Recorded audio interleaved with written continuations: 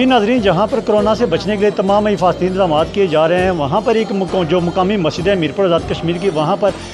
کثیر تعداد میں لوگوں نے نماز جمعہ ادا کیا، اور ابھی اس وقت ہمارے ساتھ موجود ہیں نمازین سے بات کرتے ہیں کہ یہاں پر دیکھا کہ سینیٹائزر بھی لگایا گیا ہے۔ سینیٹائزر بھی ایسا لگایا گیا کہ جو بھی انسان اس سے گزرتا ہے چاروں طرف اس سے سینیٹائز ہوتا ہے، اور پانی جو پاؤں تک بھی پانی جاتا ہے، اور اس سے بعد گزر کے پھر سینیٹائزر ہاتھوں کو مارا جاتا ہے، اور پھر جا کے نمازی نماز ادا کرتے ہیں۔ سر یہ بتائیے گا کہ کرونا سے بچنے کے لیے تمام حفاظتی انتظامات تو کیے جا رہے ہیں، مگر اللہ تعالیٰ کے حضور پیش ہونا بھی ایک بڑی بات ہے، تو آپ کیا سمجھتے ہیں کہ مسجدوں کے انتظامات اچھے ہیں؟ بہت اچھے ہیں، وہ ماسک وغیرہ بھی لگائے ہوئے ہیں، اس کے بعد جو ہے نا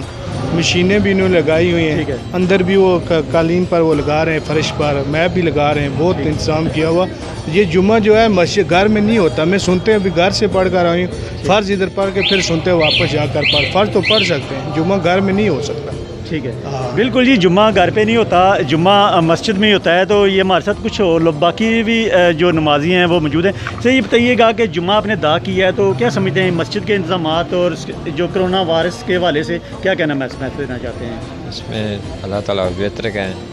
کہ اللہ صاحب کامیاب کریں۔ الحمدللہ بہت اچھے انتظامات تھے، حکومت کی طرف سے بھی ہمیں سپورٹ تھی، ٹھیک ہے، باقی مسجد انتظامیہ نے بھرپور تعاون کیا ہے اور اپنے پورے انتظامات کیے ہیں الحمدللہ کہ یہ فریضہ ہم نے ادا کیا ہے۔ جی الحمدللہ ہم مسلمان ہیں اور ہمارا اللہ پر یقین ہے، اور جمعہ جو ہے فرض ہے اور ہم ادا کیا ہے، اور فیصلے میں بھی ہم نے فرض ادا پڑھیں، اب واپس جا کر باقی نماز پڑھیں۔ ٹھیک ہے، آپ کیا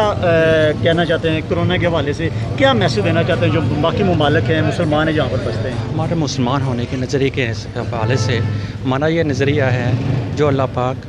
ہماری مشکلات کو آسان فرمائیں اور ہمیں اپنے اسلام کے راستے پر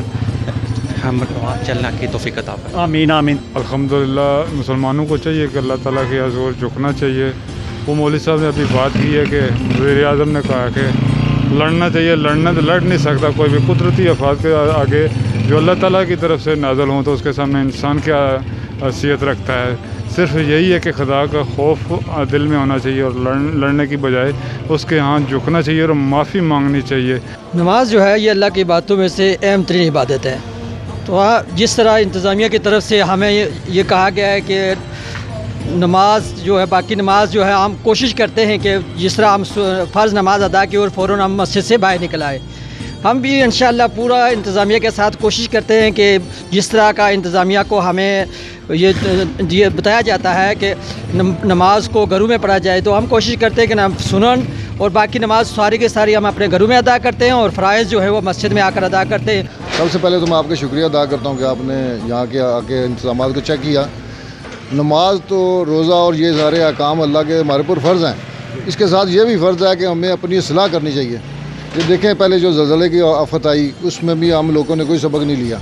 ہمیں توبہ کرنی چاہیے اور اپنی اصلاح کرنی چاہیے، ہر بندے کو اپنے سے شروع کرنا چاہیے، اور جو کوتاہی اپنی وہ دور کرنی چاہیے اور اللہ سے معافی مانگنی چاہیے۔ سب سے پہلے میں تمام مسلمانوں سے یہ گزارش کرنا چاہتا ہوں کہ اللہ پاک ہم سے ناراض ہیں، آپ اللہ کے گھر آئیں،